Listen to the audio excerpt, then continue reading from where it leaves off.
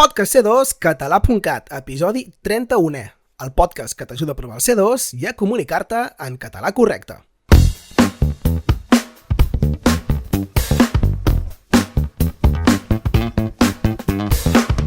Benvingudes i benvinguts una vegada més al podcast de C2 català.cat i avui tornem a parlar de bones. Així que si encara no ho has fet, escolta't primer l'episodi anterior, el 30è, on parlàvem d'aquesta paraula. Els que ja l'heu escoltat pensareu, altra vegada parlant de bones? Doncs sí, però tampoc són bones notícies les que us portem avui. Com us deia, en l'episodi d'avui seguirem parlant sobre la paraula bones, que, com sabeu, no sempre és bona. A part, doncs, de no ser correcta quan és usada com a salutació, per tant, no podem dir frases com «Hola, bones», en l'episodi d'avui, bones torna a ser dolenta, o sigui, incorrecta, quan diem la frase feta de bones a primeres. La incorrecció prové de la maleïda mania de traduir literalment d'una llengua a l'altra, sense tenir en compte les particularitats de cada idioma. Ja us vam dir a l'episodi anterior que la traducció literal no sempre és la millor opció i, sobretot, no ho és quan traduïm frases fetes o locucions. Per què? Per què passa això? Doncs perquè les frases fetes i les locucions són fruit de la saviesa popular de cada poble, del seu tarannà, costums, tradicions i de tot allò que forma part de la seva història. I com sabem, cada poble té la seva particular. Per això, les frases fetes acostumem a trobar-hi referències a la vida de pagès, a la feina, al comportament humà, al temps o a la família, per exemple. Les frases fetes provenen de la tradició oral i mostren la manera de fer i de ser d'un poble. Per això, són la part més genuïna del lèxic d'una llengua i qui les coneix demostra tenir un coneixement elevat d'aquesta llengua. No és d'estranyar, doncs, que a l'examen del C2 de CIFALC hi hagi un exercici concret, específic, de frases fetes.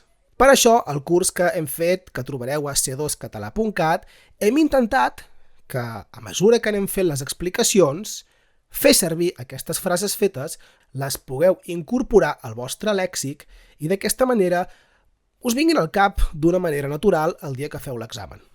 Bé, com anava dient, i perquè entengueu el perill de traduir literalment d'una llengua a l'altra, sovint aquestes traduccions no es corresponen a la suma de significats de cada una de les seves paraules. Què vull dir? Que a ningú li passaria pel cap traduir del català al castellà frases com «està tocat del bolet», «és un somiatruites» o «n'hi ha per llogar-hi cadires»?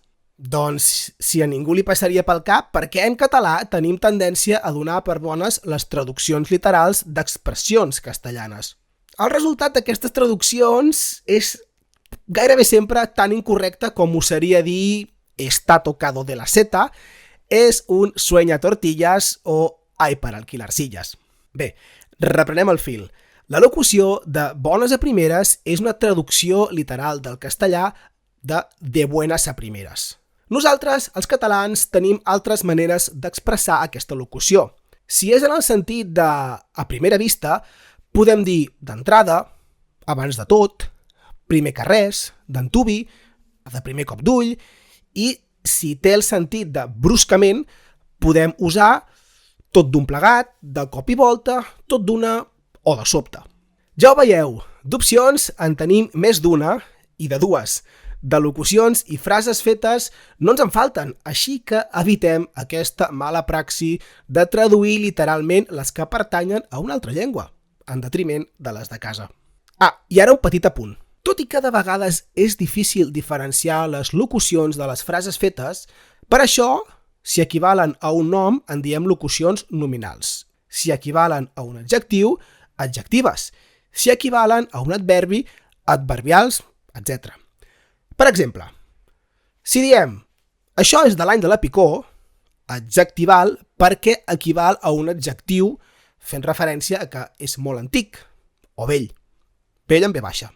En canvi, una frase feta és una oració completa que té un sentit figurat i que, com a oració que és, sempre té un verb. Per exemple, podríem dir treure foc pels queixals, que té el sentit d'estar irat o molt enfadat.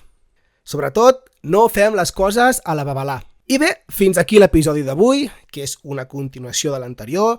Si encara no ho has fet, subscriu-te al nostre podcast per no perdre't en cap, comparteix-lo amb qui creguis que pot estar interessat. Entra a c2català.cat on podràs consultar el curs que hem preparat expressament un grup d'examinadors per preparar-te l'examen del C2 de català.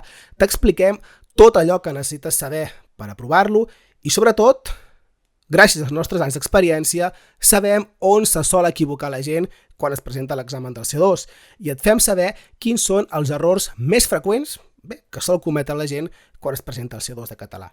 I a més, si encara no ho has fet, entra a c2català.cat perquè et pots descarregar un e-book, un llibre que hem fet, amb els 10 errors més freqüents del C2 de català. Fins a la propera!